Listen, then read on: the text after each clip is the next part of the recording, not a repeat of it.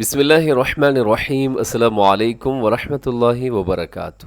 آج ہم پڑھیں گے قرآن حکیم کی سورۃ البقرہ اور اس کی آیت مبارکہ 125۔ تو شروع کرتے ہیں۔ بسم اللہ الرحمن الرحیم۔ وَإِذْ جَعَلْنَا الْبَيْتَ مَثَابَةً لِلنَّاسِ وَأَمْنًا۔ اس آیت مبارکہ کے اندر سب سے پہلے لفظ دیکھیے گا وَإِذْ جَعَلْنَا، اسے اپنے جعلنا نہیں پڑھنا بلکہ عین ہے اور عین کا خیال رکھیے گا۔ جعلنا، آگے اس کو ملائیں گے نون کو لام کے ساتھ جو آگے لفظ لکھا ہوا ہے جعلنا البیت، اور آگے مثابۃ للناس۔ اب یہاں پر جو حرف ہے ثا، اس میں سیٹی سے آپ بچیے گا، سیٹی نہ ہو، مثابت نہیں پڑھنا بلکہ مثابۃ للناس۔ اب مثابتن میں آخر میں تنوین ہے اور تنوین کے بعد آگے لام ہے، تو لام حروف یرملون میں شامل ہے۔ اب یہاں پہ ادغام کیجیے گا لیکن بغیر غننے کے۔ کیسے آپ اس کو پڑھیں گے؟ مثابۃ للناس، آگے جو ہے للناس وہاں غنہ ہے کیونکہ وہاں نون مشدد ہے۔ جب نون کے اوپر شد ہوتی ہے، میم کے اوپر شد ہوتی ہے، وہاں پہ غنہ ہوتا ہے، تو یہاں بھی ہم نے غنہ کرنا ہے۔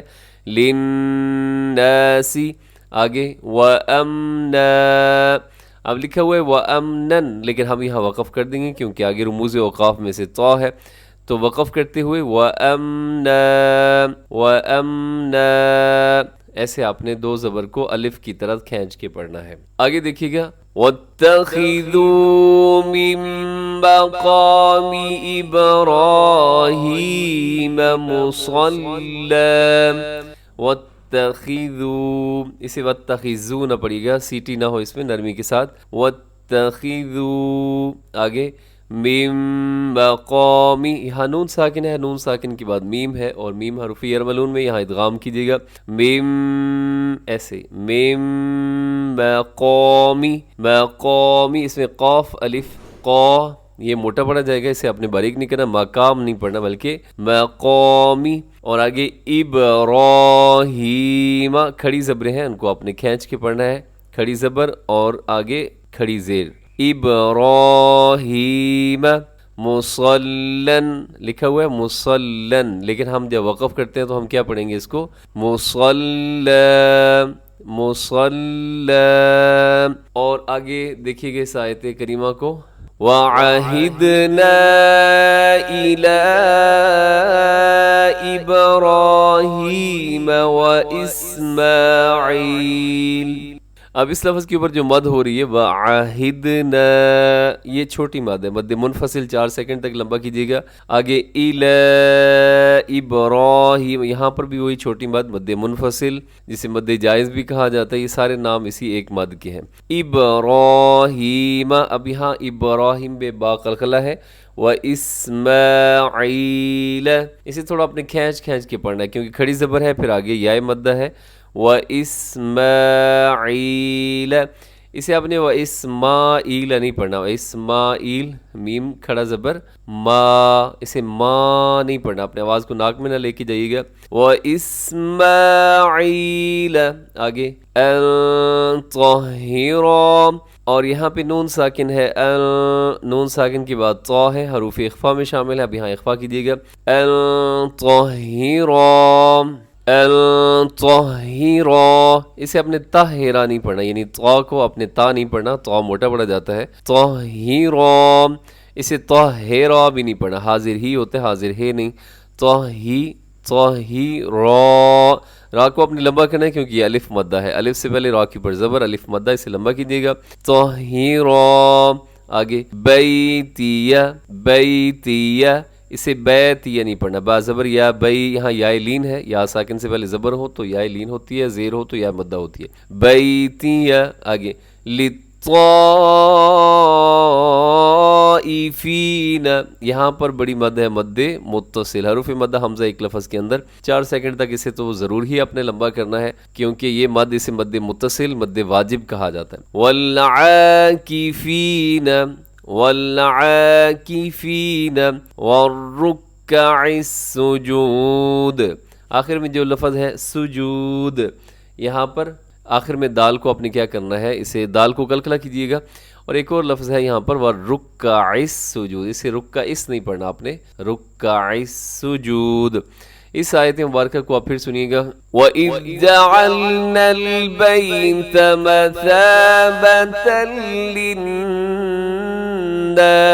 وَأَمْنًا وَاتَّخِذُوا مِن مَّقَامِ إِبْرَاهِيمَ مُصَلًّى وَعَهِدْنَا إِلَىٰ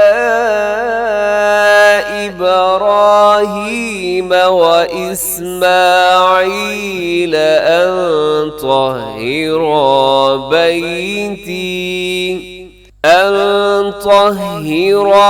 بَيْتِيَ لِلطَّائِفِينَ وَالْعَاكِفِينَ وَالرُّكَّعِ السُّجُودِ. صدق اللہ العظیم. اس آیت مبارکہ کا آپ ترجمہ سماعت کر لیجئے.